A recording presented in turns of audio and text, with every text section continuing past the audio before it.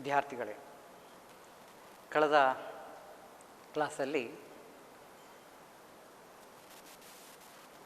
ಅರ್ಥಶಾಸ್ತ್ರಕ್ಕೆ ಸಂಬಂಧಪಟ್ಟು ಅರ್ಥಶಾಸ್ತ್ರದ ಮೊದಲನೇ ಅಧ್ಯಾಯ ಪ್ರಸ್ತಾವನೆ, ಹಾಗೆ ಅರ್ಥಶಾಸ್ತ್ರದಲ್ಲಿ ಸಂಖ್ಯಾಶಾಸ್ತ್ರ ಈ ವಿಷಯದಲ್ಲಿ ನಾವು ಅರ್ಥಶಾಸ್ತ್ರ ಅಂದರೆ ಏನು, ಅರ್ಥಶಾಸ್ತ್ರಕ್ಕೆ ಸಂಬಂಧಪಟ್ಟಂತಹ ಕೆಲವೊಂದು ವ್ಯಾಖ್ಯೆಗಳು ಇದನ್ನೆಲ್ಲ ತಿಳ್ಕೊಂಡಿದ್ದೇವೆ. ಅದನ್ನು ನಾವು ಮತ್ತೊಮ್ಮೆ ಪುನರಾವರ್ತನೆ ಮಾಡಿದರೆ, ಫಸ್ಟ್ ನಾವು ತಿಳ್ಕೊಂಡದ್ದು ವಾಟ್ ಈಸ್ ಇಕನಾಮಿಕ್ಸ್ ಅಂತ.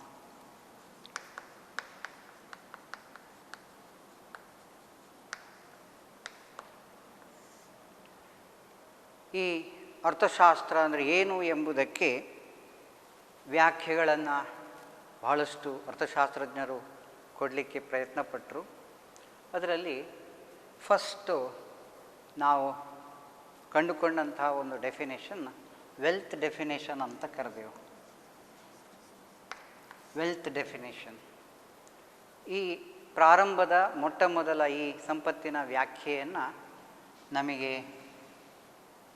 ಕೊಟ್ಟಂತಹ ಆಡಮ್ ಸ್ಮಿತ್, ಅವನನ್ನು Adam Smith is consider as A father of economics ಅಂತ ಕರೆದೆವು. ಅರ್ಥಶಾಸ್ತ್ರದ ಪಿತಾಮಹ ಎಂಬುದಾಗಿ ಆಡಮ್ ಸ್ಮಿತ್ತನ್ನು ಕರೆದೆವು. ಮೊಟ್ಟ ಮೊದಲ ಒಂದು ಸಂಪ್ರದಾಯ ಅರ್ಥಶಾಸ್ತ್ರಜ್ಞರು ಅಂತ ಕರಿತೇವೆ, ಕ್ಲಾಸಿಕಲ್ ಇಕನಾಮಿಕ್ಸಲ್ಲಿ ಅರ್ಥಶಾಸ್ತ್ರದ ಪಿತಾಮಹ ಅಂತ ಹೇಳಿ ವೆಲ್ತ್ ಡೆಫಿನೇಷನ್ ಕೊಟ್ಟಂತಹ ಆಡಮ್ ಸ್ಮಿತ್ತನನ್ನು ಹೇಳ್ತೇವೆ.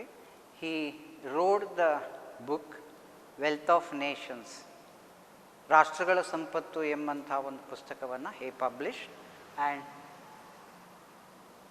From that he has consider as a father of economics. Classical ಇಕನಾಮಿಕ್ಸಲ್ಲಿ ಆಡಮ್ ಸ್ಮಿತ್ ಬರ್ತಾನೆ. ಹಾಗೆ ನಾವು ಈ ಪ್ರಥಮ PUC ವಿಭಾಗದಲ್ಲಿ ನಮ್ಮ NCERT ಟೆಕ್ಸ್ಟ್ ಬುಕ್ಕಲ್ಲಿ ನಾವೇನು ಹೇಳಿದ್ದೇವೆ ಅಂದರೆ ಆಧುನಿಕ ಅರ್ಥಶಾಸ್ತ್ರದ ಪಿತಾಮಹ ಅಂತ. ಅಲ್ಲಿ ನ್ಯೂ ಕ್ಲಾಸಿಕಲ್ ಇಕನಾಮಿಕ್ಸ್ ಅಂತ ಹೇಳಿ ಅರ್ಥಶಾಸ್ತ್ರದ ವ್ಯಾಖ್ಯೆಗಳು ಸಮರ್ಪಕವಾಗುತ್ತಾ ಹೋದಂತೆ, ವ್ಯಾಖ್ಯೆಗಳು ಏನು ಪರಿಪೂರ್ಣತೆಯನ್ನು ಕಂಡುಕೊಂಡಂತೆ ಅಲ್ಲಿ ಹೊಸತಾದಂಥ ಡೆಫಿನೇಷನ್ಗಳು ಕಂಡುಬಂತು. ಅವರನ್ನೆಲ್ಲ ನಾವು ನ್ಯೂ ಕ್ಲಾಸಿಕಲ್ ಇಕನಾಮಿಕ್ಸ್ ಅಂತ ಕರೆದೆವು. ಅದರಲ್ಲಿ ಬಹಳ ಪ್ರಾಮುಖ್ಯವಾದಂತಹ ಅರ್ಥಶಾಸ್ತ್ರಜ್ಞನ ಅಲ್ಫ್ರೆಡ್ ಮಾರ್ಷಲ್ ಅಂತ ಹೇಳ್ತೀವಿ.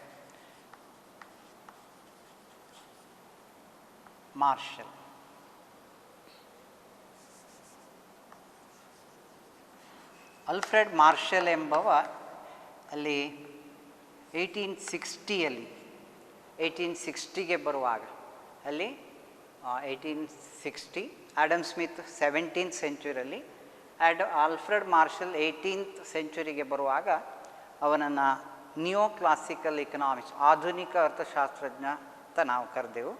ಹಾಗೆ ಅವ ಕೊಟ್ಟಂತಹ ಒಂದು ಡೆಫಿನೇಷನ್ ಏನಿದೆ ಅದನ್ನು ನಾವು ಪರಿಗಣಿಸಿಕೊಂಡು ಆಧುನಿಕ ಅರ್ಥಶಾಸ್ತ್ರಜ್ಞರಲ್ಲಿ ಇವನನ್ನು ನಾವು ಪಿತಾಮಹ ಅಂತ ಹೇಳ್ತೇವೆ.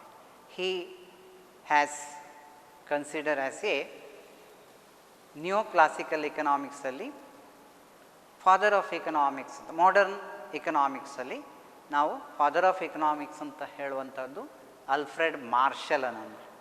ಹಾಗೆ ಅವ ಕೊಟ್ಟಂತಹ ಡೆಫಿನೇಷನ್ ಏನು ಅದನ್ನು ನಾವು ಕಳೆದ ಕ್ಲಾಸಲ್ಲಿ ಅರ್ಥ ಮಾಡಿಕೊಂಡೆವು. ಇಲ್ಲಿ ಆಡಮ್ ಸ್ಮಿತ್ ಏನು ಹೇಳ್ತಾನೆ, ಹಾಗೆ ಅಲ್ಫ್ರೆಡ್ ಮಾರ್ಷಲ್ ಏನು ಹೇಳ್ತಾನೆ, ಅದರಲ್ಲಿ ಬರುವಂತಹ ವ್ಯತ್ಯಾಸಗಳನ್ನು ನಾವು ಗಮನಿಸಿದರೆ, ಎಕನಾಮಿಕ್ಸ್ ಈಸ್ ಎ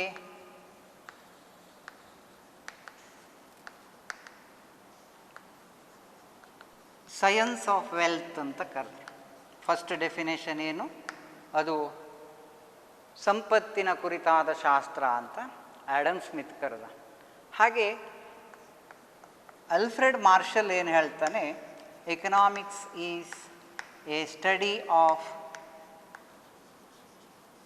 ಮ್ಯಾನ್ಕೈಂಡ್, ಮನುಷ್ಯನ ಬಗ್ಗೆ, ಮಾನವನ ಬಗ್ಗೆ, ಮಾನವನ ಆರ್ಡಿನರಿ ಬಿಸ್ನೆಸ್ ಆಫ್ ಲೈಫ್ ಏನಿದೆ, ಅವನ ಸಾಮಾನ್ಯ ಜೀವನದ ಕ್ರಮ ಏನಿದೆ, ವ್ಯವಹಾರಗಳ ಅಧ್ಯಯನ ಅಂಥೇಳಿ, ಸಾಮಾನ್ಯ ಜೀವನ ವ್ಯವಹಾರಗಳ ಅಧ್ಯಯನ ಅಂಥೇಳಿ ಆಲ್ಫ್ರೆಡ್ ಮಾರ್ಷಲ್ ಹೇಳಿದೆ.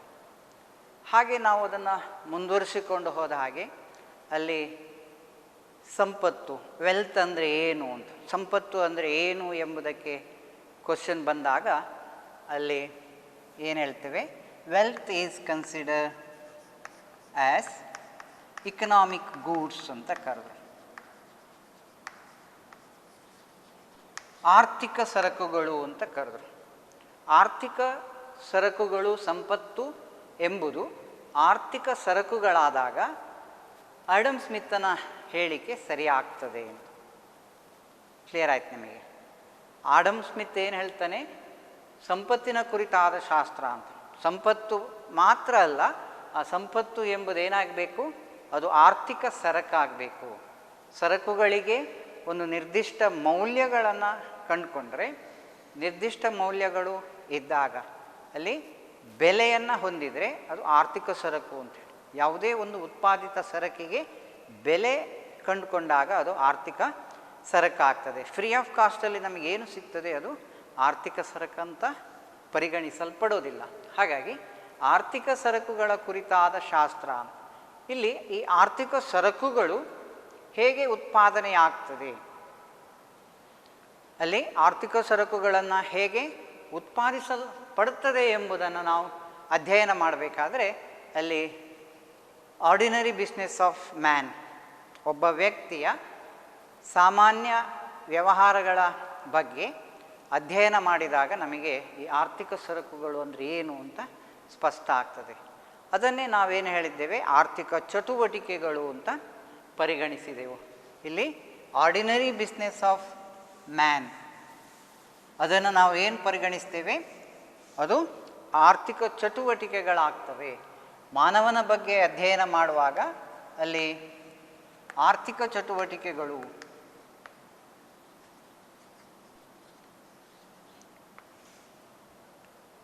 ಇನ್ಕಮ್ ಅರ್ನಿಂಗ್ ಆ್ಯಕ್ಟಿವಿಟೀಸ್ ಏನಿದೆ, it is called economic activities ಅಂತ. ಎಕನಾಮಿಕ್ ಆ್ಯಕ್ಟಿವಿಟೀಸನ್ನು ನಾವು ಏನು ಕರಿತೇವೆ, ಇನ್ಕಮ್ ಅರ್ನಿಂಗ್ ಆ್ಯಕ್ಟಿವಿಟೀಸ್. ಅದನ್ನು ಸಹ ನಾವು ಕಳೆದ ಕ್ಲಾಸಲ್ಲಿ ತಿಳ್ಕೊಂಡೆವು. ಈ ಆರ್ಥಿಕ ಚಟುವಟಿಕೆಗಳಂದ್ರೆ ಏನು, ಸಾಮಾನ್ಯ ವ್ಯವಹಾರದಲ್ಲಿ ಯಾವುದೆಲ್ಲ ವಿಚಾರಗಳು ಬರ್ತವೆ ಎಂಬುದನ್ನು ಕಳೆದ ಕ್ಲಾಸಲ್ಲಿ ತಿಳ್ಕೊಂಡಿದ್ದೇವೆ.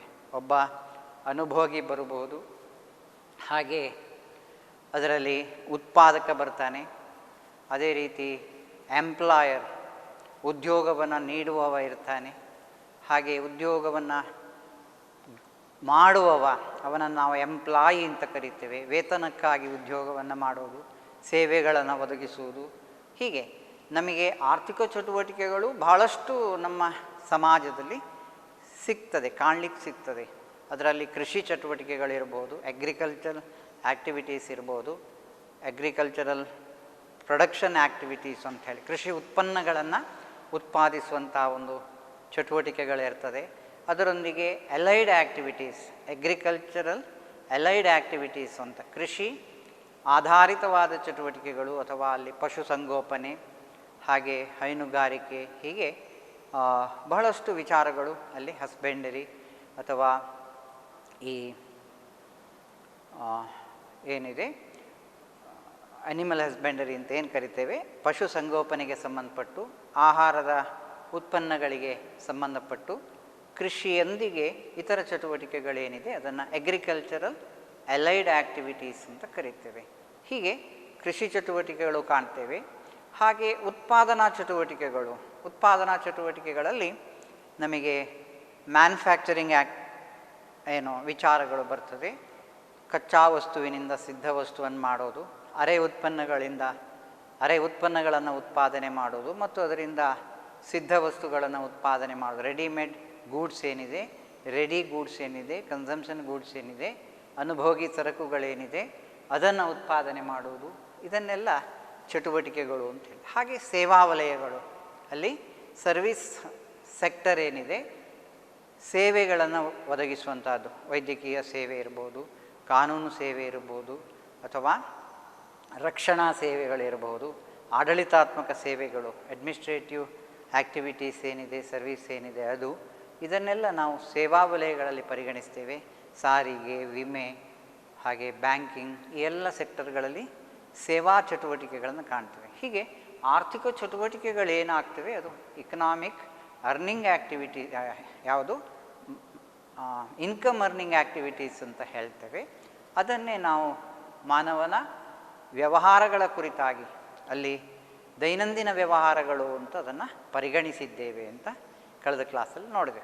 ಹಾಗೆ ಮುಂದಕ್ಕೆ ನಾವು ಏನು ನೋಡಿದ್ದೇವೆ, ಈ ಬಯಕೆಗಳ ಬಗ್ಗೆ ತಿಳ್ಕೊಂಡಾಗ ಈ ಎಲ್ಲ ಚಟುವಟಿಕೆಗಳಿಗೆ ಮೂಲ ಕಾರಣ ಏನು, ಮಾನವನ ಬಯಕೆಗಳು ಅಂತ. ಅಲ್ಲಿ ವಾಂಟ್ಸ್ ಅಂತ ಕರೆದೆವು. ವಾಂಟ್ಸ್ ಆರ್ ಅನ್ಲಿಮಿಟೆಡ್ ಅಂಥೇಳಿ ಹೇಳಿದೆವು. ಹಾಗೆ ಫಾರ್ ಅನ್ಲಿಮಿಟೆಡ್ ವಾಂಟ್ಸ್ ಈ ಏನು ಮಾಡ್ತಾನೆ, ರೆಡಿ ಟು ಏನು ಆ್ಯಕ್ಟಿವ್ ಅಥವಾ ಇನ್ಕಮ್ ಅರ್ನಿಂಗ್ ಆ್ಯಕ್ಟಿವಿಟೀಸಿಗೆ ಎಫರ್ಟ್ಸನ್ನು ಹಾಕ್ತಾನೆ, ಪ್ರಯತ್ನಗಳನ್ನು ಮಾಡ್ತಾನೆ.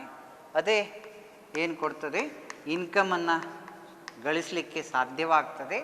ಅದೇ ಇನ್ಕಮ್ಮಿನಿಂದ ಅವ ಬಯಕೆಗಳನ್ನು ಏನು ಮಾಡ್ತಾನೆ, ತೀರಿಸಿಕೊಳ್ಳಿಕ್ಕೆ, ತೃಪ್ತಿಪಡಿಸಿಕೊಳ್ಳಿಕ್ಕೆ, ಸ್ಯಾಟಿಸ್ಫ್ಯಾಕ್ಷನನ್ನು ಹೊಂದಲಿಕ್ಕೆ ಪ್ರಯತ್ನ ಪಡ್ತಾನೆ. ಆಮೇಲೆ ಪುನಃ ಹೊಸ ಬಯಕೆಗಳು ಹುಟ್ಟಿಕೊಳ್ತವೆ ಅಂತ ಈ ವಿಚಾರಗಳನ್ನು ನಾವು ಕಳೆದ ಕ್ಲಾಸಲ್ಲಿ ತಿಳ್ಕೊಂಡೆವು. ಇದನ್ನು ಮತ್ತೊಮ್ಮೆ ನಾವು ನೆನಪು ಮಾಡಿಕೊಳ್ಳೋದು, ಈ ಚಟುವಟಿಕೆಗಳನ್ನು ತಿಳ್ತಾ ಹೋದಾಗೆ ಒಂದಕ್ಕೊಂದು ಸಂಬಂಧಗಳು ಏನು ಎಂಬುದನ್ನು ಸ್ಪಷ್ಟ ಅರ್ಥ ಮಾಡಿಕೊಳ್ಳಲಿಕ್ಕೆ ಸಾಧ್ಯ. ಹಾಗೆ ಮಾನವನ ಬಯಕೆಗಳು ಅಪರಿಮಿತವಾಗಿದೆ. ಹಾಗೆ ಗಳಿಸುವಂತಹ ಇನ್ಕಮ್ ಅಥವಾ ನಮಗೆ ಏನು ಆರ್ಥಿಕ ಸಂಪನ್ಮೂಲಗಳನ್ನು ಹೆಚ್ಚಿಸಿಕೊಳ್ಳಲಿಕ್ಕೆ ಸೋರ್ಸಸ್ ಅಂತ ನಾವೇನು ಕರೆದೆವು, ಸಂಪನ್ಮೂಲಗಳು, ಇದನ್ನು ಹೆಚ್ಚಿಸಿಕೊಳ್ಳಲಿಕ್ಕೆ ನಾವು ಪ್ರಯತ್ನ ಮಾಡ್ತಾ ಇದ್ದೇವೆ. ಯಾಕೆ, ಅಪರಿಮಿತವಾದ ಬಯಕೆಗಳಿದೆ. ನಾವೆಷ್ಟೇ ಸಂಪಾದನೆ ಮಾಡಿದರೆ ಅಥವಾ ನಮ್ಮಲ್ಲಿರುವಂಥ ಯಾವುದೇ ಸಂಪನ್ಮೂಲಗಳು ಅದು ಪರಿಮಿತವಾಗಿದೆ, ಲಿಮಿಟೆಡ್, ಸೀಮಿತವಾಗಿದೆ ಅಂತ ಹೇಳ್ತೇವೆ. ಅದರೊಂದಿಗೆ ಈ ಸಂಪನ್ಮೂಲಗಳೇನಾಗಿವೆ, ಸಂಪನ್ಮೂಲಗಳು ಆಲ್ಟರ್ನೇಟ್ ಯೂಸಸನ್ನು ಹೊಂದಿದೆ.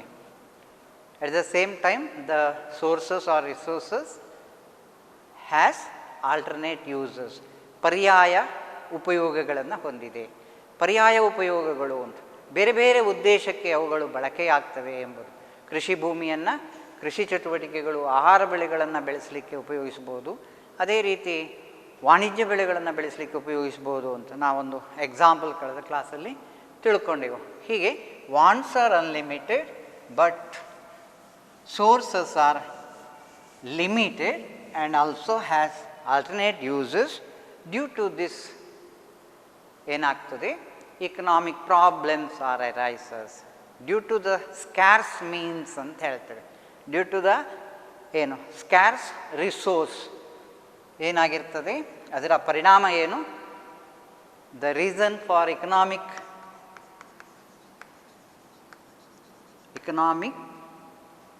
ಪ್ರಾಬ್ಲಮ್ಸಿಗೆ, ಆರ್ಥಿಕ ಸಮಸ್ಯೆಗೆ ಮೂಲ ಕಾರಣ ಏನು, ಸಂಪನ್ಮೂಲಗಳ ಕೊರತೆ. ಸಂಪನ್ಮೂಲಗಳ ಕೊರತೆಯು ಆರ್ಥಿಕ ಸಮಸ್ಯೆಗೆ ಕಾರಣವಾಗ್ತದೆ. ಇದರ ಪರಿಣಾಮ ಏನು, ಸಂಪನ್ಮೂಲಗಳ ಕೊರತೆಯ ಪರಿಣಾಮ ಅಲ್ಲಿ ಆಯ್ಕೆಯ ಸಮಸ್ಯೆ. ಸಂಪನ್ಮೂಲಗಳನ್ನು ನಾವು ಆಯ್ಕೆ ಮಾಡಿಕೊಳ್ಬೇಕಾಗ್ತದೆ. Problem of choice arises due to the economic problems. For that economic problems, the main reason is scarce means, ಸಂಪನ್ಮೂಲಗಳ ಕೊರತೆ. ಸಂಪನ್ಮೂಲಗಳು ಕೊರತೆಯಲ್ಲಿರುವುದರಿಂದ ಅಲ್ಲಿ ನಮಗೆ ಬಯಕೆಗಳು ಅಪರಿಮಿತವಾದ್ದರಿಂದ ನಮ್ಮ ಬಯಕೆಗಳನ್ನು ಈಡೇರಿಸಿಕೊಳ್ಳಿಕ್ಕೆ ಸಾಕಾಗದೆ ಹೋಗ್ತದೆ. ಅದರ ಪರಿಣಾಮ ಏನು, ಆರ್ಥಿಕ ಚಟುವಟಿಕೆಗಳಿವೆ. ಯಾವುದೇ ಒಬ್ಬ ವ್ಯಕ್ತಿ ಚಟುವಟಿಕೆಯಿಂದ ಕೂಡಿದನೆ ಅಂತ ಹೇಳಿದ್ರೆ ಅವನಿಗೆ ಹಸಿವಾಗ್ತದೆ ಅಂತ ಅರ್ಥ ಆಯಿತು. ಹಸಿವೆ ಇದ್ದವನಿಗೆ ಏನು ಆದಾಯ ಗಳಿಸುವ ದಾರಿಗಳನ್ನು ಹುಡುಕ್ತಾ ಹೋಗ್ತಾನೆ. ತನ್ನ ಬಯಕೆಗಳು, ಅದು ಬೇಕು ಇದು ಬೇಕು, ತನ್ನ ಬಯಕೆಗಳನ್ನು ಈಡೇರಿಸ್ತಾ ಹೋದ ಹಾಗೆ ಅಲ್ಲಿ ಚಟುವಟಿಕೆಯಿಂದ ಕೂಡಿದಂತಹ ಒಂದು ಸಮಾಜ ಇರ್ತದೆ. ಆಶೆಗಳು ಹೆಚ್ಚಿದ್ದಷ್ಟು ಅಲ್ಲಿ ಅಭಿವೃದ್ಧಿಯನ್ನು ನಾವು ಕಾಣ್ಬೋದು ಅಂಥೇಳಿ ನಮ್ಮ ಅರ್ಥಶಾಸ್ತ್ರ ಹೇಳ್ತದೆ. ಎಲ್ಲಿ ಡೆವಲಪ್ಮೆಂಟ್ ಇದೆಯೋ ಅಲ್ಲಿ ಆಶೆಗಳು ಹೆಚ್ಚಿದೆ ಅಂತ, ಅಭಿವೃದ್ಧಿಯನ್ನು ಕಾಣ್ತಾ ಹೋಗೋದು. ಒಂದಾದ ಮೇಲೆ ಒಂದರಂತೆ ಆ ಬಯಕೆಗಳನ್ನು, ಆ ಏನು ಕಾಂಪಿಟೇಟಿವ್ ವಾಂಟ್ಸ್ ಏನಿದೆ ಅದನ್ನು ನಾವು ಏನು ಪ್ರಯಾರಿಟಿ ಬೇಸಿಸಲ್ಲಿ ಫುಲ್ಫಿಲ್ ಮಾಡ್ತಾ ಹೋದರೆ ಅದೇನಾಗ್ತದೆ, ಅಭಿವೃದ್ಧಿಯ ರಿಸಲ್ಟ್. ಏನದು ಅಲ್ಲಿ ಫ್ರೂಟ್ಫುಲ್ ರಿಸಲ್ಟ್ ಏನಿದೆ ಅದು ಅಭಿವೃದ್ಧಿ ಅಂತ. ಅಭಿವೃದ್ಧಿಯ ಪರಿಣಾಮವನ್ನೇ ನಾವು ಗ್ರೋತಲ್ಲಿ ಕಾಣ್ತೀವಿ, ಬೆಳವಣಿಗೆ ಅಂತ ಹೇಳ್ತೀವಿ. ಅಭಿವೃದ್ಧಿಯ ರಿಸಲ್ಟ್ ಏನಿದೆ, result of development is consider as ಏನು ಹೇಳ್ತೇವೆ, ಗ್ರೋತ್ ಅಂತ. ಗ್ರೋತ್ ಅಂತ ಹೇಳಿದರೆ ಏನು ಹೇಳ್ತೇವೆ, ಅಭಿವೃದ್ಧಿಯ ಫಲಿತಾಂಶ, ಅಭಿವೃದ್ಧಿಯ ಪರಿಣಾಮ ಏನು, ಅದು ಬೆಳವಣಿಗೆಯನ್ನು ಕಾಣ್ತೇವೆ. ಹಾಗೆ ಈಗ ನಿಮ್ಮಲ್ಲೇ PUC ವಿದ್ಯಾರ್ಥಿಗಳು SSLC ದಾಟಿ PUCಗೆ ಬಂದಾಗ, ನೀವು PUC ಆದ ಮೇಲೆ ನಿಮ್ಮಲ್ಲಿ ಮೊದಲಿಗಿಂತ ಒಂದು ರೀತಿಯ ಏನು ಅಭಿವೃದ್ಧಿಯನ್ನು ಕಂಡುಕೊಂಡಿದ್ದೀರಿ, ಶೈಕ್ಷಣಿಕ ಅರ್ಹತೆಗಳನ್ನು ಹೆಚ್ಚಿಸಿಕೊಂಡಿದ್ದೀರಿ, ಶೈಕ್ಷಣಿಕ ತಿಳುವಳಿಕೆ ಹೆಚ್ಚಿದೆ. ಅದು ಏನು ಹೇಳ್ತೀವಿ, ಅದನ್ನು ನಾವು ಗ್ರೋತ್, ಬೆಳವಣಿಗೆ, ಶೈಕ್ಷಣಿಕ ಮಟ್ಟದ ಬೆಳವಣಿಗೆಯನ್ನು ಕಂಡುಕೊಂಡಿದ್ದೀರಿ PUC ಆದರೆ ಅಂತ ಹೇಳ್ತೇವೆ. ಹಾಗೆ ಪ್ರತಿಯೊಂದು ವಿಚಾರದಲ್ಲೂ ಅಭಿವೃದ್ಧಿಯ ರಿಸಲ್ಟ್ ಏನು, ಅಭಿವೃದ್ಧಿಯ ಪರಿಣಾಮ ಏನು, ಅದು ಗ್ರೋತ್ ಅಂತ. ಇದೆಲ್ಲದಕ್ಕೂ ಏನು ಕಾರಣ, ಆರ್ಥಿಕ ಚಟುವಟಿಕೆಗಳು. ಆರ್ಥಿಕ ಚಟುವಟಿಕೆಗಳು ಅಭಿವೃದ್ಧಿಗೆ ಪೂರಕವಾಗ್ತದೆ. ಹಾಗೆ ಈ ಅರ್ಥಶಾಸ್ತ್ರದ ಅಧ್ಯಯನದಲ್ಲಿ ನಾವು ಏನನ್ನು ಅಧ್ಯಯನ ಮಾಡ್ತೇವೆ ಅಂತ ಹೇಳಿದ್ರೆ, ಮುಖ್ಯವಾಗಿ ಕೊರತೆಯ ಸಂಪನ್ಮೂಲಗಳನ್ನು ಮತ್ತು ಅದಕ್ಕೆ ಸಂಬಂಧಪಟ್ಟಂತಹ ಪರ್ಯಾಯ ಉಪಯೋಗಗಳ ಬಗ್ಗೆ ಅಧ್ಯಯನ ಮಾಡ್ತಾ ಹೋಗ್ತೇವೆ. ಅದನ್ನು ನಮ್ಮ ಬಯಕೆಗಳಿಗೆ ನಾವು ಹೇಗೆ ಪೂರೈಕೆ ಮಾಡಿಕೊಳ್ತೇವೆ, ಬಯಕೆಗಳನ್ನು ಈಡೇರಿಸಿಕೊಳ್ಳಿಕ್ಕೆ ಆ ಕೊರತೆಯ ಸಂಪನ್ಮೂಲಗಳನ್ನು ಬುದ್ಧಿವಂತಿಕೆಯಿಂದ ಹೇಗೆ ಆಯ್ಕೆ ಮಾಡಿಕೊಳ್ತೇವೆ, ಅದರಲ್ಲಿ ನಮ್ಮ ಅತಿ ಹೆಚ್ಚಿನ ಬಯಕೆಗಳನ್ನು ಹೇಗೆ ತೃಪ್ತಿಪಡಿಸ್ಕೊಳ್ತೇವೆ ಎಂಬುದನ್ನು ಅಧ್ಯಯನ ಮಾಡ್ತೇವೆ. ಹೀಗೆ ಈ ಅರ್ಥಶಾಸ್ತ್ರ ಅಂದರೆ ಏನು ಎಂಬುದಕ್ಕೆ ಆ ವ್ಯಾಖ್ಯೆಗಳು ಬೆಳವಣಿಗೆ ಹೇಗೆ ಹೊಂದಿತು, ಅರ್ಥಶಾಸ್ತ್ರದ ವ್ಯಾಖ್ಯೆಗಳು ಹೇಗೆ ಪರಿಪೂರ್ಣತೆಯನ್ನು ಹೊಂದಿತು ಎಂಬುದನ್ನು ನಾವು ಈ ಒಂದು ವಿಚಾರಗಳಲ್ಲಿ ತಿಳ್ಕೊಂಡೆವು. ನಾನು ಮತ್ತೊಮ್ಮೆ ಅದನ್ನು ಪುನರಾವರ್ತನೆ ಮಾಡಿದ್ದೇನೆ. ಒಮ್ಮೆಗೆ ಫಸ್ಟ್ PUC ಬಂದಾಗ ನಿಮಗೆ ಎಕನಾಮಿಕ್ಸ್ ಕಷ್ಟ ಅಂತ ಎನಿಸ್ಕೊಳ್ಬಾರ್ದು ಅಂತ. ನಾವು ಒಮ್ಮೆ ಏನು ಕಲ್ತಿದ್ದೇವೆ ಅದನ್ನು ಮತ್ತೊಮ್ಮೆ ನೆನಪು ಮಾಡಿಕೊಂಡು ಮುಂದಿನ ವಿಚಾರಗಳನ್ನು ತಿಳ್ಕೊಳ್ಳುವ. ಈಗ ನಮಗೆ ಅರ್ಥಶಾಸ್ತ್ರ ಅಂದರೆ ಏನು ಎಂಬುದು, ಹೇಗೆ ಅದು ಬದಲಾವಣೆ ಹೊಂದ್ತಾ ಹೋಯಿತು. ಸಂಪತ್ತಿನ ವ್ಯಾಖ್ಯೆ ಅಂತಿದ್ದದ್ದು ಮಾನವನ ಕುರಿತಾದ ಅಧ್ಯಯನ ಅಂತ ಹೇಗೆ ತಿಳ್ಕೊಂಡೆವು, ಹಾಗೆ ಮಾನವನ ಕುರಿತಾದ ಅಧ್ಯಯನದಲ್ಲಿ ನಾವೇನು ಈ ಆರ್ಡಿನರಿ ಬಿಸ್ನೆಸ್ ಆಫ್ ಲೈಫ್ ಅಂತ ಹೇಳಿದರೆ ಏನು, ಅದನ್ನು ನಾವು ಎಕನಾಮಿಕ್ ಆ್ಯಕ್ಟಿವಿಟೀಸ್ ಅಂತ ಕರೆದೆವು. ಎಕನಾಮಿಕ್ ಆ್ಯಕ್ಟಿವಿಟೀಸನ್ನು ನಾವು ಯಾವ್ಯಾವ ಆಸ್ಪೆಕ್ಟ್ಸಲ್ಲಿ ನೋಡ್ತೇವೆ ಎಂಬುದನ್ನು ತಿಳ್ಕೊಂಡೆವು.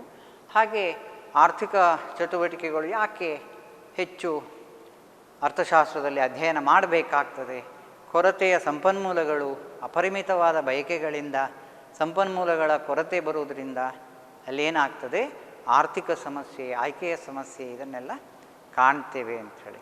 ಇದಿಷ್ಟು ಕಳೆದ ಕ್ಲಾಸಲ್ಲಿ ತಿಳ್ಕೊಂಡದ್ದು. ಇನ್ನು ಈ ಅರ್ಥಶಾಸ್ತ್ರದ ಅಧ್ಯಯನದಲ್ಲಿ ನಾವೀಗ ಏನು ಕೊರತೆಯ ಸಂಪನ್ಮೂಲಗಳು, ಪರ್ಯಾಯ ಉಪಯೋಗಗಳ ಸಂಪನ್ಮೂಲಗಳು, ಇದನ್ನೆಲ್ಲ ತಿಳ್ಕೊಂಡ ಹಾಗೆ ಅಲ್ಲಿ ಪ್ರಾಮುಖ್ಯವಾಗಿ ಅರ್ಥಶಾಸ್ತ್ರದ ಅಧ್ಯಯನ ಯಾವ ವಿಚಾರಗಳ ಮೇಲೆ ನಿಂತಿದೆ, ಯಾವ ವಿಚಾರಗಳ ಮೇಲೆ ಅದು ನಿಂತಿದೆ ಎಂಬುದರ ಬಗ್ಗೆ. Common 3 parts for discussing the economics. ಅರ್ಥಶಾಸ್ತ್ರವನ್ನು ನಾವು ಚರ್ಚಿಸುವ ಸಂದರ್ಭದಲ್ಲಿ ಪ್ರಮುಖವಾದಂಥ ವಿಚಾರಗಳು, ಪ್ರಮುಖವಾದಂತಹ 3 ಸೆಕ್ಟರ್ಸ್ ಅಥವಾ 3 ವಿಭಾಗಗಳು, ಅದನ್ನು ನಾವು ತಿಳ್ಕೊಳ್ತಾ ಹೋದರೆ 3 ವಿಚಾರಗಳು, ಅನುಭೋಗ, ಹಾಗೆ ಉತ್ಪಾದನೆ, ವಿತರಣೆ ಎಂಬುದನ್ನು ಅವಲಂಬಿಸಿದೆ. ಅರ್ಥಶಾಸ್ತ್ರದ ಅಧ್ಯಯನ ಯಾವುದರ ಮೇಲೆ ನಿಂತಿದೆ, in what basis, what are the 3 factors ಅಥವಾ ವಾಟ್ ಆರ್ ದ 3 ಪಾರ್ಟ್ಸ್ ಏನು 3 parts for discussing the economics ಅಂತ. ಎಕನಾಮಿಕ್ಸನ್ನು ನಾವು ಅರ್ಥ ಮಾಡಿಕೊಳ್ಳಿಕ್ಕೆ ಚರ್ಚೆ ಮಾಡುವ ಸಂದರ್ಭದಲ್ಲಿ 3 ವಿಚಾರಗಳು ಬರ್ತದೆ. ಕನ್ಸಂಪ್ಷನ್ ಎಂಬುದು ಬರ್ತದೆ, ಅನುಭೋಗ ಎಂಬ ವಿಚಾರ ಬರ್ತದೆ. ಹಾಗಾದರೆ ಅನುಭೋಗ ಅಂದರೆ ಏನು ಅಂತ ಇಲ್ಲಿ deals with the study of how the consumer decides given his income and many alternative goods to choose from. ಈಗೇನು ತನ್ನ ಸೀಮಿತ ಆದಾಯದಿಂದ, ಕನ್ಸಂಪ್ಷನ್ ಅಂದರೆ ಏನು ಅಂತ, ಅನುಭೋಗ ಅಂದರೆ ಏನು ಅಂತ, ಅಲ್ಲಿ ಏನು it deals with the study of how the consumer decides. ಒಬ್ಬ ಅನುಭೋಗಿ ಅಂದರೆ ಏನು, ಯಾರು ಸರಕು ಮತ್ತು ಸೇವೆಗಳನ್ನು ಬಯಸ್ತಾನೆ ಅವನನ್ನು ನಾವು ಕನ್ಸ್ಯೂಮರ್ ಅಂತ ಹೇಳೋದು. ಬಯಕೆಗಳನ್ನು ಹೊಂದಿಕೊಂಡಿದ್ದು, ಈಗ ನನಗೆ ಒಂದು ಶರ್ಟ್ ಬೇಕು, ಶರ್ಟ್ ನಾನು ತೆಗೆದುಕೊಳ್ತೇನೆ ಅಂತ ಡಿಸೈಡ್ ಮಾಡಿದರೆ ನಾನು ಆ ಶರ್ಟನ್ನು ತೆಗೆದುಕೊಳ್ಳುವ ಒಬ್ಬ ಕನ್ಸ್ಯೂಮರ್ ಆಗ್ತೇನೆ, ಗ್ರಾಹಕನಾಗ್ತೇನೆ. ಹಾಗೆ ಅಲ್ಲಿ it deals with the study of how the consumer decides given his income, ಅವನ ಸಂಪನ್ಮೂಲ ಏನಿದೆ ಅದು, ಅದರೊಂದಿಗೆ ಆ್ಯಂಡ್ ಮೆನಿ ಆಲ್ಟರ್ನೇಟಿವ್ಸ್. ಒಂದು ನಮ್ಮ ಹತ್ರ ಆದಾಯ ಇದೆ, ಕೈಯಲ್ಲಿ ಪಾಕೆಟಲ್ಲಿ ಹಣ ಇದೆ, ನಾನು ಫಸ್ಟ್ ನನಗೆ ಹಸಿವಾಗ್ತಾ ಇದೆ, ನನಗೆ ಒಂದು ಶರ್ಟ್ ಬೇಕು ಅಥವಾ ಬಾಯಾರಿಕೆ ಆಗ್ತಾ ಇದೆ, ಆಗ ನಾವೇನು ಮಾಡ್ತೇವೆ, ಫಸ್ಟ್ ನನಗೆ ಬಾಯಾರಿಕೆಯನ್ನು ಈಡೇರಿಸ್ಕೊಳ್ತೇನೆ. ಆಲ್ಟರ್ನೇಟಿವ್ ಯೂಸ್, ಆ ಹಣದಿಂದ ನಾನು ಬೇರೆ ಯಾವುದನ್ನೆಲ್ಲ ಉಪಯೋಗ ಮಾಡ್ಕೊಳ್ಬೋದು, ಕನ್ಸ್ಯೂಮ್ ಮಾಡ್ಕೊಳ್ಬೋದು, ಅದನ್ನು ಫಸ್ಟ್ ನಾವು ಪ್ರಯಾರಿಟಿ ಬೇಸಿಸಲ್ಲಿ ಚೂಸ್ ಮಾಡ್ತೇವೆ. ಪ್ರಾಬ್ಲಮ್ ಆಫ್ ಚಾಯ್ಸ್ ಅಂತ ನಾವು ಹೇಳೋದು. ಹಾಗೆ ಸಂಪನ್ಮೂಲಗಳನ್ನು ನಾವು ನಮ್ಮ ಅಗತ್ಯಗಳಿಗೆ ಅನುಗುಣವಾಗಿ ಹೇಗೆ ಉಪಯೋಗಿಸ್ಕೊಳ್ತಾನೆ. ಆಮೇಲೆ what to buy when he knows the price, ಅದರಲ್ಲಿ ಏನಿದೆ ಬೆಲೆಯನ್ನು ಆಧರಿಸಿಕೊಂಡು ತನ್ನ ಸಂಪನ್ಮೂಲಗಳೇನಿದೆ ಆ ಸಂಪನ್ಮೂಲಗಳಿಗೆ ಒಂದು ಪ್ರೈಸ್ ಥಿಯರಿಯನ್ನು ಅಪ್ಲೈ ಮಾಡ್ತಾನೆ. ಬೆಲೆ ಸಿದ್ಧಾಂತವನ್ನು ಏನು ಮಾಡ್ತಾನೆ ಅಲ್ಲಿ ಉಪಯೋಗಿಸ್ತಾನೆ. ಅದು ಎಷ್ಟು ನನ್ನಲ್ಲಿರುವಂಥ ಸಂಪತ್ತಿಗೆ ಅನುಗುಣವಾದ ಸರಕುಗಳು ನಾನು ಯಾವ ಬೆಲೆಯಲ್ಲಿ ಅದನ್ನು ಖರೀದಿ ಮಾಡಿದರೆ ನನಗೆ ಹೆಚ್ಚು ತೃಪ್ತಿ ಸಿಗ್ತದೆ. ಬೆಲೆಯನ್ನು ಆಧರಿಸಿಕೊಂಡು ನಾವು ಖರೀದಿಯನ್ನು ಮಾಡ್ತೇವೆ, ಕನ್ಸಂಪ್ಷನ್ ಮಾಡ್ತೇವೆ. ಈಗ ನನಗೆ ಶೋರೂಮಲ್ಲಿದ್ದ ಎಲ್ಲ ಶರ್ಟುಗಳು ತೆಕ್ಕೊಳ್ಳೋದಿಲ್ಲ. ಅಲ್ಲಿ ಫಸ್ಟ್ ನಾವೇನು ನೋಡ್ತೇವೆ, ಒಂದು ಚೆನ್ನಾಗಿದೆ, ಅದಕ್ಕೆ ಎಷ್ಟು ಒಂದು ರೇಟು ನಮ್ಮ ಕಿಸೆಯ ಜಾಬಿನಲ್ಲಿದ್ದಂಥ ಹಣಕ್ಕಿಂತ ಹೆಚ್ಚು ಅಂತ ಆದ ಕೂಡಲೇ ನಮ್ಮ ಬಯಕೆ ಒಮ್ಮೆಗೆ ಕಡಿಮೆ ಮಾಡ್ತೇವೆ. ಅದರಿಂದ ಕಡಿಮೆ ಇಲ್ವಾ, ಈಗ 2000ದ ಶರ್ಟ್ ನೋಡಿ, ಅದು ನಮಗೆ ಪಾಕೆಟ್ನಲ್ಲಿ ನನಗೆ 1000 ಮಾತ್ರ ಇದೆ, 1000 ಪಾಕೆಟ್ ಮನಿ ಇದೆ. ಸೊ ಏನಾಗಿದೆ, ನನ್ನ ಮಿತಿಗೆ ಮೀರಿದ ಅದು ಬೆಲೆ ಅಂತ. ಹೀಗೆ ಬೆಲೆಯನ್ನು ತಿಳ್ಕೊಂಡು ಅವನೇನು ಅಲ್ಲಿ ಬೆಲೆಯನ್ನು ತಿಳ್ಕೊಂಡಿದ್ದಂಥ ಅವನ ಆ ಬೆಲೆಯ ಒಂದು ಪರಿಜ್ಞಾನ ಏನಿದೆ, ನಾಲೇಜ್ ಏನಿದೆ, ಅದಕ್ಕಿಂತ ಬೆಲೆಯ ನಾಲೇಜ್ ಏನಿದೆ ಅದಕ್ಕನುಗುಣವಾಗಿ ಅವ ತನ್ನ ಇನ್ಕಮನ್ನು ಹೇಗೆ ಅನುಭೋಗಿಸ್ತಾನೆ ಅದನ್ನು ನಾವು ಕನ್ಸಂಪ್ಷನ್ ಅಂತ ಹೇಳ್ತೀವಿ, ಅನುಭೋಗ ಅಂತ ಹೇಳ್ತೇವೆ. ಅಂತ ಹೇಳಿದ್ರೆ ಈಗ ಉದಾಹರಣೆಗೆ ನಾನು ತೆಗೆದುಕೊಂಡಂಥ ಶರ್ಟನ್ನು ನಾನು ಉಪಯೋಗಿಸ್ಕೊಳ್ತಾ ಇದ್ದೇನೆ, ಅದರಿಂದ ನನಗೆ ತೃಪ್ತಿ ಸಿಗ್ತಾ ಇದೆ. ಹೇಗೆ ಸಿಗ್ತಿದೆ, ನನ್ನ ಒಂದು ಸಾಮಾನ್ಯ ಅರ್ಥಶಾಸ್ತ್ರದ ತಿಳುವಳಿಕೆಯಿಂದ. ನಾನು ಏನು ಸಾಲ ಮಾಡಿ ತಗೊಂಡು ಬರಲಿಲ್ಲ, ನನ್ನ ಇದ್ದ ಹಣದಲ್ಲೇ ನಾನು ತೃಪ್ತಿಪಟ್ಟುಕೊಳ್ಳುವ ಒಂದು ಸರಕನ್ನು ಆಯ್ಕೆ ಮಾಡಿಕೊಂಡಿದ್ದೇನೆ, ಅದನ್ನು ಅನುಭೋಗಿಸ್ತೇನೆ ಅಂತ. ಹಾಗೆ ಕನ್ಸಂಪ್ಷನ್ ಅಂದರೆ ಏನು ಅಂತ ಅಲ್ಲಿ ಒಂದು ಡೆಫಿನೇಷನ್ ಇದೆ. ಇದೆಲ್ಲದಕ್ಕೂ ನಿಮಗೆ ಪ್ರಶ್ನೆಗಳಿವೆ. ಅನುಭೋಗ ಅಂದರೆ ಏನು ಅಂಥೇಳಿ, ಅಲ್ಲಿ ಕನ್ಸಂಪ್ಷನ್ ಏನಿದೆ, ತನ್ನ ಬಯಕೆಗಳನ್ನು ಈಡೇರಿಸಿಕೊಳ್ಳಿಕ್ಕಾಗಿ ತನ್ನ ಸೀಮಿತ ಆದಾಯ ಮತ್ತು ಪರ್ಯಾಯ ಉಪಯೋಗಗಳನ್ನು ಹೊಂದಿದಂಥ ಆದಾಯದಿಂದ ಬೆಲೆಯ ಜ್ಞಾನದೊಂದಿಗೆ ಯಾವೆಲ್ಲ ಸರಕುಗಳನ್ನು ತೆಗೆದುಕೊಳ್ತಾನೋ ಅದನ್ನು ಅನುಭೋಗ ಅಂತ ಹೇಳ್ತೇವೆ. ಕ್ಲಿಯರ್ ಆಯಿತು ಅನುಭೋಗ. ನೆಕ್ಸ್ಟ್ ಟಾಪಿಕ್ ಏನಿದೆ, ಈ ಅನುಭೋಗದ ವಿಚಾರಗಳನ್ನೇ ನಾವು ಮುಂದಿನ ಅರ್ಥಶಾಸ್ತ್ರದಲ್ಲಿ ಮುಂದಿನ ತರಗತಿಗಳಲ್ಲೂ ಬಹಳಷ್ಟು ಸಿದ್ಧಾಂತಗಳನ್ನು ಕಲೀಲಿಕ್ಕೆ ಇದ್ದೇವೆ. ಹೀಗೆ ನೆಕ್ಸ್ಟ್ ಟಾಪಿಕ್ ಏನು, ಪ್ರೊಡಕ್ಷನ್, ಉತ್ಪಾದನೆ. ಉತ್ಪಾದನೆಯ ವಿಚಾರಕ್ಕೆ ಬರುವಾಗ it is the study of how the producer choose what to produce for the market when he knows the cost and prices. ಇಲ್ಲೇನು ಉತ್ಪಾದನೆ ಮಾಡುವಂಥ ಸಂದರ್ಭದಲ್ಲಿ ತನ್ನಲ್ಲಿ ಲಭ್ಯವಿರುವಂತಹ ಭೂಮಿ ಇರ್ಬೋದು, ಶ್ರಮ ಇರ್ಬೋದು, ಹಾಗೆ ಬಂಡವಾಳ ಇರ್ಬೋದು, ಇದನ್ನು ಅವ ಒಂದು ಮ್ಯಾನೇಜ್ ಮಾಡ್ತಾನೆ. ಉತ್ಪಾದನೆಗೆ ನಾವೇನನ್ನು ಬಳಕೆ ಮಾಡ್ತೇವೆ? ಲ್ಯಾಂಡ್, ಲೇಬರ್, ಕ್ಯಾಪಿಟಲ್ ಅಂಥೇಳಿ 4 ಕ್ಯಾಪಿಟಲ್ ಮತ್ತು ಆರ್ಗನೈಸೇಷನ್ ಅಂತ 4 ಪ್ರೊಡಕ್ಷನ್ ಫ್ಯಾಕ್ಟರ್ಸ್ ಅಂತ ಕರಿತೇವೆ. ಅದು ಮುಂದೆ ಫ್ಯೂಚರಲ್ಲಿ ಬರ್ತದೆ ಪ್ರೊಡಕ್ಷನ್ ಫ್ಯಾಕ್ಟರ್ಸ್ ಅಂತ. ಹಾಗೆ ಒಬ್ಬ ವ್ಯಕ್ತಿ ಅಥವಾ ಉತ್ಪಾದನೆ ಎಂಬುದು ಏನನ್ನು ಹೇಳ್ತದೆ? It is the study of how the producer choose what to produce. ತನ್ನಲ್ಲಿದ್ದ ಸಂಪನ್ಮೂಲಗಳು, ಕಚ್ಚಾ ವಸ್ತು ಇರ್ಬೋದು, ಅಥವಾ ಕೃಷಿ ಉತ್ಪನ್ನ ಇರ್ಬೋದು, ಅಥವಾ ಭೂಮಿ ಇರ್ಬೋದು, ಅಥವಾ ಬಿತ್ತನೆ ಬೀಜಗಳಿರ್ಬೋದು, ಅಥವಾ ರಾಸಾಯನಿಕ ಗೊಬ್ಬರಗಳಿರ್ಬೋದು, ಇದನ್ನೆಲ್ಲ ಏನು ಮ್ಯಾನೇಜ್ ಮಾಡ್ತಾನೆ, ಹೇಗೆ ಬಳಸಿಕೊಂಡು ಉತ್ಪಾದನೆ ಮಾಡಬಹುದು. ಅಥವಾ ಬೇಡಿಕೆ ಅಲ್ಲಿ ಏನಿದೆ, what to produce for the market. Market ಅಂದ್ರೇನು? ಜನರ ಬಯಕೆಗಳಿಗೆ ಈಡೇರಿಕೆಯಾಗುವ ಸರಕುಗಳನ್ನು ನಾವು ಉತ್ಪಾದನೆ ಮಾಡಬೇಕು ಅಂತ. ನಮ್ಮ ಜನರ ಬೇಡಿಕೆ ಏನು, ಹಾಗೆ ಆ ಜನರ ಬಯಕೆಗಳೇನು, ಅದಕ್ಕನುಗುಣವಾದ ಸರಕುಗಳನ್ನು ಮಾರುಕಟ್ಟೆಯಲ್ಲಿ ಉತ್ಪಾದನೆ ಮಾಡಿ ಮಾರುಕಟ್ಟೆಗೆ ತಂದರೆ ಅಲ್ಲಿ ಏನಾಗ್ತದೆ? ಅವನಿಗೆ ಲಾಭದಾಯಕವಾದ ಉದ್ಯಮ ನಡೆಸಿಕೊಂಡು ಹೋಗಲಿಕ್ಕೆ ಆಗ್ತದೆ ಅಂತ. ಅದನ್ನು ನಾವು ಪ್ರಾಫಿಟೇಬಲ್ ಇನ್ಕಮ್ ಅಥವಾ ಪ್ರಾಫಿಟೇಬಲ್ ಬಿಸ್ನೆಸ್ ಆಗ್ತದೆ ಅಂತ. ಅದಕ್ಕೆ cost and prices, he should know the cost and prices. ಅಲ್ಲಿಯೂ ಹಾಗೆ ಉತ್ಪಾದನಾ ವೆಚ್ಚ ಎಷ್ಟು, ಅದರಲ್ಲಿ ನಮಗೆ ಉತ್ಪಾದನಾ ಲಾಭ ಎಷ್ಟು, ಮತ್ತು ಅದು ಯಾವ ಬೆಲೆಗೆ ನಾವು ಮಾರಾಟ ಮಾಡಬಹುದು. ಅಲ್ಲಿ ಪ್ರೊಡಕ್ಷನ್ ಕಾಸ್ಟ್ ಇರ್ಬೋದು, ಅಥವಾ ಏನು ಪ್ರಾಫಿಟ್ ಇರ್ಬೋದು, ಅಥವಾ ಮಾರ್ಕೆಟ್ ಪ್ರೈಸ್ ಇರ್ಬೋದು. ಇದನ್ನೆಲ್ಲ ತಿಳುವಳಿಕೆ ಮಾಡಿಕೊಂಡು ಅವ ಉತ್ಪಾದನೆ ಮಾಡಬೇಕಾಗ್ತದೆ. ಹಾಗೆ ಉತ್ಪಾದನೆ ಅಂದರೆ ಏನು ಅಂತ ಇದರ ಅಧ್ಯಯನ ಸಹ ನಮ್ಮಲ್ಲಿ ಅರ್ಥಶಾಸ್ತ್ರದಲ್ಲಿ ಬರ್ತದೆ. ಮುಖ್ಯವಾಗಿ ಏನಿದೆ? The 3 parts: consumption, production and distribution. Only 3 aspects ಏನಿದೆ ಅದರಿಂದ ನಾವು ಹೆಚ್ಚು ಚರ್ಚೆ ಮಾಡ್ತಾ ಅದರ ಸಿದ್ಧಾಂತಗಳನ್ನು, ಅದನ್ನು ಹೇಗೆ ನಾವು ನಮ್ಮ ಅಭಿವೃದ್ಧಿಯಲ್ಲಿ ಬಳಕೆ ಮಾಡಿಕೊಳ್ಳಬಹುದು ಎಂಬುದನ್ನು ಇಲ್ಲಿ ಅರ್ಥಶಾಸ್ತ್ರದಲ್ಲಿ ಅಧ್ಯಯನ ಮಾಡುವಂಥದ್ದು. ಅದರಲ್ಲಿ 3rd ಟಾಪಿಕ್ ಏನಿದೆ, ಡಿಸ್ಟ್ರಿಬ್ಯೂಷನ್, ವಿತರಣೆ. ಇಲ್ಲೂ ಹಾಗೆ ಉತ್ಪಾದನೆಯಾದಂತಹ ಸರಕುಗಳು ಜನರ ಬಳಿಗೆ ತಲುಪುವಾಗ ಅದು ಎಕ್ಸ್ಚೇಂಜ್ ಅಂತ ಹೇಳೋದು, ವಿನಿಮಯ ಅಂತ ಹೇಳ್ತೇವೆ. ಅಲ್ಲಿ ಕೊಡುಕೊಳ್ಳುವ ಪ್ರಕ್ರಿಯೆಯಲ್ಲಿ ಸೇಲ್ ಮಾಡೋದು ಮತ್ತು ಬೈ ಮಾಡೋದು. ಬೈಯರ್ ಏನು ಮಾಡ್ತಾನೆ? ಸೆಲ್ಲರಿಂದ ತೆಕ್ಕೊಳ್ತಾನೆ. ಒಬ್ಬ ಸೇಲ್ ಮಾಡ್ತಾನೆ, ಒಬ್ಬ ತೆಗೆದುಕೊಳ್ತಾನೆ. ಇದನ್ನು ನಾವು ಏನು ಹೇಳ್ತೇವೆ? ಮಾರಾಟ ಅಂತ ಹೇಳ್ತೇವೆ. ಹಾಗೆ ಉತ್ಪಾದನೆಯಾದ ಸರಕುಗಳು ವಿನಿಮಯಗೊಂಡಾಗ ಅಲ್ಲಿ ವಿತರಣೆಯ ವಿಚಾರವನ್ನು ಕಾಣ್ತೇವೆ. ನೋಡಿ, it is the study of how the national income are the total income arising from what has been produced in the country. ರಾಷ್ಟ್ರದ ಆದಾಯ ಅಥವಾ ಒಟ್ಟು ಆದಾಯ ಹೇಗೆ ಜಮೆ ಆಗ್ತದೆ. ಈಗ ಇಲ್ಲಿ ವಿತರಣೆಯಲ್ಲಿ ಸರಕು ಮತ್ತು ಸೇವೆಗಳ ವಿನಿಮಯ ಪ್ರಕ್ರಿಯೆಯಲ್ಲಿ ಇಲ್ಲಿ ಏನಾಗುವಂಥದ್ದು?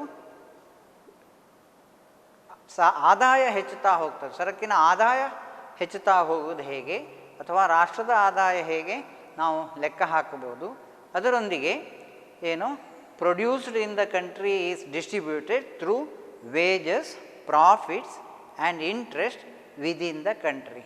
ನ್ಯಾಷನಲ್ ಇನ್ಕಮ್ ಅಂತ ನಾವೇನು ಕರಿತೇವೆ, ರಾಷ್ಟ್ರೀಯ ಆದಾಯ ಅಂತ ನಾವೇನು ಕರಿತೇವೆ, ಅದು ವಿತರಣೆಯಾಗಿ ಗೊಂಡಂತಹ ಏನು ವಿಚಾರಗಳೇ ಆಗ್ತದೆ. ಈಗ ಉತ್ಪಾದನಾ ಪ್ರಕ್ರಿಯೆಯಲ್ಲಿ ಒಬ್ಬ ವ್ಯಕ್ತಿ ಲೇಬರ್ ಫೋರ್ಸನ್ನು ಬಳಕೆ ಮಾಡ್ತಾನೆ.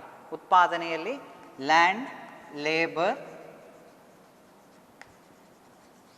ಆಮೇಲೆ ಕ್ಯಾಪಿಟಲ್, ಈ 3 ಮ್ಯಾನೇಜ್ ಮಾಡಿಕೊಂಡು, ಈ 3 ಒಬ್ಬ ವ್ಯಕ್ತಿ ಏನು ಮಾಡ್ತಾನೆ? ಅವನನ್ನು ಆರ್ಗನೈಸರ್ ಅಂತ ಕರಿತೀವಿ. ಆರ್ಗನೈಸರ್, ಸಂಘಟನೆಕಾರ ಅಂತ ಕರಿತೀವಿ. ಭೂಮಿ, ಶ್ರಮ ಮತ್ತು ಬಂಡವಾಳವನ್ನು ಒಬ್ಬ ಸಂಘಟಕಾರ ಅಥವಾ ಅಲ್ಲಿ ನಾವು ಅದನ್ನು ವ್ಯವಸ್ಥಾಪಕ ಅಂತ ಕರಿತೀವಿ. ಒಬ್ಬ ವ್ಯವಸ್ಥಾಪಕ ಅಥವಾ ಒಬ್ಬ ಮ್ಯಾನೇಜರ್ ಅಥವಾ ಒಬ್ಬ ಉದ್ಯಮ ಸಾಹಸಿ ಹೇಗೆ ಬಳಕೆ ಮಾಡಿಕೊಳ್ತಾನೆ ಅಂತ. ಬಳಕೆ ಮಾಡಿಕೊಳ್ಳುವಂಥ ಸಂದರ್ಭದಲ್ಲಿ ಲ್ಯಾಂಡಿಗೆ ಏನು ಕೊಡ್ತಾನೆ? ರೆಂಟ್. ಯಾವುದು? ರೆಂಟ್ ಬಾಡಿಗೆಯನ್ನು ಗೇಣಿ ಅಂತ ಹೇಳ್ತೇವೆ. ಲ್ಯಾಂಡಿಗೆ ಗೇಣಿ ರೂಪದಲ್ಲಿ ಪಾವತಿ ಮಾಡಬೇಕಾಗ್ತದೆ. ಹಾಗೆ ಲೇಬರಿಗೆ ವೇಜಸ್ ಕೂಲಿ ರೂಪದಲ್ಲಿ ಪಾವತಿ ಮಾಡಬೇಕಾಗ್ತದೆ. ಕ್ಯಾಪಿಟಲ್ ಇನ್ವೆಸ್ಟ್ಮೆಂಟ್ ಬಂಡವಾಳ ಸರಕುಗಳು ಅಂತ ನಾವು ಹೇಳ್ತೇವೆ. ಅದಕ್ಕೆ ಬಳಕೆ ಮಾಡಿಕೊಂಡದ್ದಕ್ಕೆ ಇಂಟ್ರೆಸ್ಟ್ ಹಣದ ರೂಪ ಆದರೆ ನಮಗೆ ಸ್ಪಷ್ಟ ಗೊತ್ತು. ಬ್ಯಾಂಕಿನಿಂದ ಲೋನ್ ತೆಕ್ಕೊಂಡು ಬಿಸ್ನೆಸ್ ಮಾಡುವುದಾದರೆ ಅಲ್ಲಿ ನಾವು ಬಡ್ಡಿ ಕಟ್ತಾ ಬರಬೇಕು. ಅದೇ ರೀತಿ ಯಾವುದೇ ಒಂದು ಬಂಡವಾಳ ಸರಕುಗಳು ಅಲ್ಲಿ man made things which are use to produce ಅಥವಾ use to production is called capital ಅಂತ ಹೇಳ್ತೇವೆ. ಏನು ಮಾನವ ನಿರ್ಮಿತ ಸರಕುಗಳು ಉತ್ಪಾದನೆಯಲ್ಲಿ ಬಳಕೆಯಾದರೆ ಅದನ್ನು ಕ್ಯಾಪಿಟಲ್ ಅಂತ ಹೇಳ್ತೇವೆ. ತನ್ನಲ್ಲಿ ಇಲ್ಲ ಅಂತ ಆದ ಕೂಡಲೇ ಅಲ್ಲಿ ಏನಾಗ್ತದೆ, ಬೇರೆಯವರಿಂದ ನಾವು ಏನು ಎರವಲು ಪಡಿತೇವೆ. ಎರವಲು ಪಡೆದ ವಿಚಾರಕ್ಕೆ ನಾವು ಇಂಟ್ರೆಸ್ಟ್ ಕೊಡಬೇಕಾಗ್ತದೆ. ಹಾಗೆ ರೆಂಟ್, ವೇಜಸ್ ಮತ್ತು ಇಂಟ್ರೆಸ್ಟ್ ಇದನ್ನು ನಾವು ಪಾವತಿ ಮಾಡ್ತೇವೆ. ವೇಜಸ್ ಹಾಗೆ ರೆಂಟ್ ಮತ್ತು ಇಂಟ್ರೆಸ್ಟ್ ಇದನ್ನು ತೆಗೆದುಕೊಂಡು ಉಳಿದದ್ದೇನಿದೆ, ಈ ಮೂರು ವಿಚಾರಗಳಲ್ಲಿ ಉಳಿದದ್ದೇನಿದೆ ಅದು ಆರ್ಗನೈಸರಿಗೆ ಸಿಗುವಂಥ ಪ್ರಾಫಿಟ್ ಆಗ್ತದೆ. ಪ್ರಾಫಿಟ್ ಲಾಭ ರೂಪದಲ್ಲಿ ಸಿಗ್ತದೆ. ಲಾಭವಾಗಿ ಪರಿಗಣಿಸುವುದೇನು, ಅಲ್ಲಿ ಭೂಮಿಗೆ ರೆಂಟು ಕೊಟ್ಟು, ಹಾಗೆ ಲೇಬರ್ಸಿಗೆಲ್ಲ ಕೂಲಿ, ವೇತನ, ಮಜೂರಿ ಇದೆಲ್ಲ ಕೊಟ್ಟು, ಹಾಗೆ ಕ್ಯಾಪಿಟಲಿಗೆ ಬಡ್ಡಿ ರೂಪದಲ್ಲಿ ಪಾವತಿ ಮಾಡಿ, ಈ ರೀತಿ ಪಾವತಿಯಾಗಿ ಉಳಿದ ವಿಚಾರಗಳು ಏನದು ಲಾಭ. ಹಾಗೆ ಒಬ್ಬ ವ್ಯಕ್ತಿ ಆರ್ಗನೈಸರ್ ಏನು ಲಾಭದಾಯಕವಾಗಿ ಒಂದು ಉದ್ಯಮವನ್ನು ನಡೆಸಬೇಕು ಅಂತಾದರೆ ಅಲ್ಲಿ ಏನಾಗ್ತದೆ, ಈ ಮೂರು ವಿಚಾರಗಳನ್ನು ಅವ ಹೆಚ್ಚಾಗಿ ಏನು ಬುದ್ಧಿವಂತಿಕೆಯಿಂದ ಬಳಸಿಕೊಳ್ಳಬೇಕು. ಉತ್ಪಾದನಾ ವೆಚ್ಚ ಕಡಿಮೆ ಆಗಬೇಕು, ಲಾಭ ಹೆಚ್ಚಾಗಬೇಕು. ಆ ರೀತಿಯ ಒಂದು ಉದ್ಯಮವನ್ನು ನಡೆಸ್ಕೊಂಡು ಹೋಗ್ತಾನೆ. ಹಾಗೆ ಆ ಸರಕುಗಳು ಏನಾಗ್ತದೆ, ಈ ರೀತಿ ಯಾವುದಿದೆ ಕೂಲಿ, ಲಾಭ, ಬಡ್ಡಿಗಳು ವಿತರಣೆಗೊಂಡಂಥ ಸಂದರ್ಭದಲ್ಲಿ ಜನರ ಏನು ಆದಾಯವನ್ನು ನಾವು ಹೇಳ್ಬೋದು. ಜನರ ಆದಾಯ ಪರ್ ಕ್ಯಾಪಿಟಾ ಇನ್ಕಮ್ ಎಷ್ಟು, ಸರಾಸರಿ ಆದಾಯ, ಒಬ್ಬ ವ್ಯಕ್ತಿಯ ಆದಾಯ ಎಷ್ಟು ಅಂತ ಪರಿಗಣಿಸ್ಬೋದು. ಈಗ ನಾನು ಉದ್ಯಮ ನಡೆಸ್ತಾ ಇಲ್ಲ, ನಾನು ವೇತನಕ್ಕಾಗಿ ಕೆಲಸ ಮಾಡ್ತಾ ಇದ್ದೇನೆ. ಸೊ ನನ್ನ ವೇತನ ಏನಿದೆ ಅದು ರಾಷ್ಟ್ರದ ಆದಾಯದ ಒಂದು ಪಾಲು. ಹಾಗೆ ಇನ್ನೊಬ್ಬ ಉದ್ಯಮ ಚಟುವಟಿಕೆಯಲ್ಲಿ ಲಾಭ ಗಳಿಸ್ತಾ ಇದ್ದಾನೆ, ಆ ಲಾಭವು ರಾಷ್ಟ್ರದ ಆದಾಯದ ಪಾಲು. ಹಾಗೆ ಬಡ್ಡಿ ರೂಪದಲ್ಲಿ ಸಂಗ್ರಹವಾಗ್ತಾ ಇದೆ, ಆ ಇಂಟ್ರೆಸ್ಟ್ ಎಂಬುದು ಯಾವುದು ಟೋಟಲ್ ಇನ್ಕಮಿಗೆ ಪರಿಗಣಿಸಲ್ಪಡ್ತದೆ. ಹಾಗೆ ವಿದಿನ್ ದ ಕಂಟ್ರಿ, ಒಂದು ದೇಶದ ಒಳಗೆ ಈ ಲಾಭ, ಕೂಲಿ ಮತ್ತು ಬಡ್ಡಿ ಇದು ವಿತರಣೆಯಾಗುವ ರೀತಿಯನ್ನು ನಾವು ಗಮನಿಸುವುದೇನಿದೆ, ಹಂಚಿಕೆಯಾಗಿ ಒಟ್ಟು ಲಾಭದಲ್ಲಿ ಕಂಡುಕೊಳ್ಳುವುದೇನಿದೆ ಅದನ್ನು ನಾವು ವಿತರಣೆ ಅಂತ ಹೇಳ್ತೇವೆ. ಹೀಗೆ ಕನ್ಸಂಪ್ಷನ್, ಪ್ರೊಡಕ್ಷನ್ ಮತ್ತು distribution are the 3 discussing facts of economics ಅಂತ ಹೇಳ್ತೇವೆ. ಫ್ಯಾಕ್ಟ್ಸ್ ಅಥವಾ ಪಾರ್ಟ್ಸ್ ಅಥವಾ ವಿಭಾಗಗಳು ಅಥವಾ ಸೆಕ್ಟರ್ಸ್ ಅಂತ ಹೇಳ್ತೇವೆ. ಹೀಗೆ ನಾವು ಅರ್ಥಶಾಸ್ತ್ರ ಅಂದರೆ ಏನು ಎಂಬುದನ್ನು ಫಸ್ಟ್ ತಿಳ್ಕೊಂಡೆವು. ಯಾಕೆ ಅಂತ ಹೇಳಿದ್ರೆ ಇಲ್ಲಿ ಸ್ಟ್ಯಾಟಿಸ್ಟಿಕ್ಸ್ ಅಂತಿದೆ, ಅರ್ಥಶಾಸ್ತ್ರದಲ್ಲಿ ಸಂಖ್ಯಾಶಾಸ್ತ್ರ ಅಂತ. ಅದರ ಮೊದಲಿಗೆ ಅರ್ಥಶಾಸ್ತ್ರ ಅಂದರೆ ಏನು ಅಂತ ತಿಳ್ಕೊಂಡು ಆ ಅರ್ಥಶಾಸ್ತ್ರದಲ್ಲಿ ಸಂಖ್ಯಾಶಾಸ್ತ್ರದ ಉಪಯೋಗ ಏನು ಅಂತ ಮುಂದಕ್ಕೆ ತಿಳ್ಕೊಳ್ಳಿಕ್ಕೆ ಇದ್ದೇವೆ. ಹಾಗಾಗಿ ಇಲ್ಲಿ ನಾವೀಗ ಕ್ಲಿಯರ್ ಆಯಿತು, ಅರ್ಥಶಾಸ್ತ್ರಕ್ಕೆ ಒಂದು ಸ್ಪಷ್ಟವಾದಂಥ ಡೆಫಿನೇಷನ್ ಸಿಕ್ಕಿತು. ಏನದು, ಅಪರಿಮಿತವಾದಂತಹ ಸಂಪನ್ಮೂಲಗಳನ್ನು, ಯಾವುದು ಅಪರಿಮಿತವಾದಂತಹ ಬಯಕೆಗಳನ್ನು ಪರಿಮಿತ ಸಂಪನ್ಮೂಲಗಳನ್ನು ಉಪಯೋಗಿಸಿಕೊಂಡು ಹೇಗೆ ಈಡೇರಿಸಿಕೊಳ್ತೇವೆ. ಅದರಲ್ಲೂ ಹಾಗೆ ಉತ್ಪಾದನಾ ಪ್ರಕ್ರಿಯೆ ಇರ್ಬೋದು, ಹಾಗೆ ಅನುಭೋಗದ ಪ್ರಕ್ರಿಯೆ ಇರ್ಬೋದು, ವಿತರಣೆ ಇರ್ಬೋದು, ಇದೆಲ್ಲದರ ಒಂದು ಏನು ಸಮ್ಮಿಶ್ರವಾಗಿ ಒಬ್ಬ ವ್ಯಕ್ತಿ ಸೀಮಿತ ಆದಾಯದಿಂದ ತನ್ನ ಅತಿ ಹೆಚ್ಚು ಬಯಕೆಗಳನ್ನು ಹೇಗೆ ಈಡೇರಿಸಿಕೊಳ್ತಾನೆ ಎಂಬುದರ ಕುರಿತಾದ ಆ ಚಟುವಟಿಕೆಯನ್ನು ನಾವು ಅಧ್ಯಯನ ಮಾಡುವುದೇನಿದೆ ಅದೇ ಅರ್ಥಶಾಸ್ತ್ರ ಅಂತ ಹೇಳ್ತೇವೆ. ಹೀಗೆ ಅರ್ಥಶಾಸ್ತ್ರಕ್ಕೆ ಸಂಬಂಧಪಟ್ಟು ಕೆಲವೊಂದು ಮಾಹಿತಿಗಳನ್ನು ತಿಳ್ಕೊಂಡೆವು.